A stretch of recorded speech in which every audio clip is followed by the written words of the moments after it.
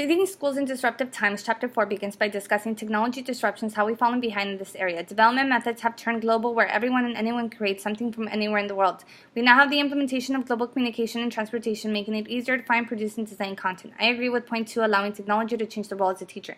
I embrace the fact that technology allows me to further enhance my students' learning. In my classroom, we participate in Skype as scientists, which allows us to Skype real-life scientists around the world. Dr. Salinas, a robotic scientist that was working in a lab in Germany, left an impression with my students. My students and I were able to ask questions about our career, education, and life.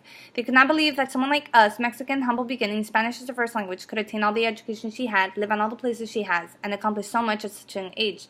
My students were empowered that this is what our students need. I don't think that any of us could have accomplished so easily without the power of technology. Chapter 10 discusses today's narrow way of measuring schools through the use of test scores. It lists 10 essential steps of identifying areas for improvement for the betterment of our schools.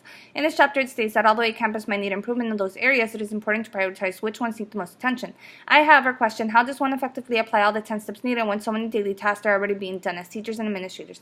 How or when does one fit so many duties in the school year? I've come to the realization that as the years have gone by, the workload as teachers and administrators has increased, yet their pay hasn't. How can we encourage visionary leaders to enter this profession with a nearly livable salary offered? The Saber-Tooth Curriculum, Chapter 5, talks about how skillful and smart fishermen took advantage of the less educated and less experienced fishermen by eventually taking over their fishing territory. The 3 fish chiefs ended up with so many rotten fish, which led to the working fishermen and their families to starvation.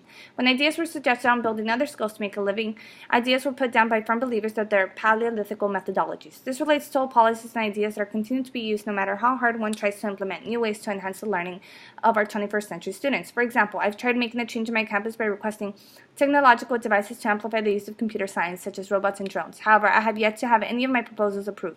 I challenge the idea as being impractical. Our administrators ask us to provide innovative ideas from their teachers and critical thinking from our students, yet they don't support us when we propose to apply those skills. As the old saying goes, they talk the talk, but they don't walk the walk. Chapter 6 is a young man who begins to voice his opinion of the Commission about their abundant amount of leisure time. To solve the issue, special administration worked to create new ways of doing things when the rocks such as games rather than finding other jobs for them to do like the young man had requested.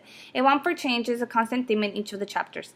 Leaders insist on old ways, therefore thinking inside the box, as stated in the Leading Schools in Disruptive Times book. Chapter 7 continues with the stranger returning back to his tribe leader, describing the leisure time program and their lack of vision for their tribe. His leader decided that the other tribe needed to be taken over by a superior race. My aha moment was when I immediately made a connection with Charles Darwin's evolution theory phase, survival of the fittest. That is where we are heading in this hyper change wave. I came to the realization that our students are not taught and equipped with the necessary 21st century skills needed. They will not survive this hyper change wave, and it is an injustice not only for our students, but our society.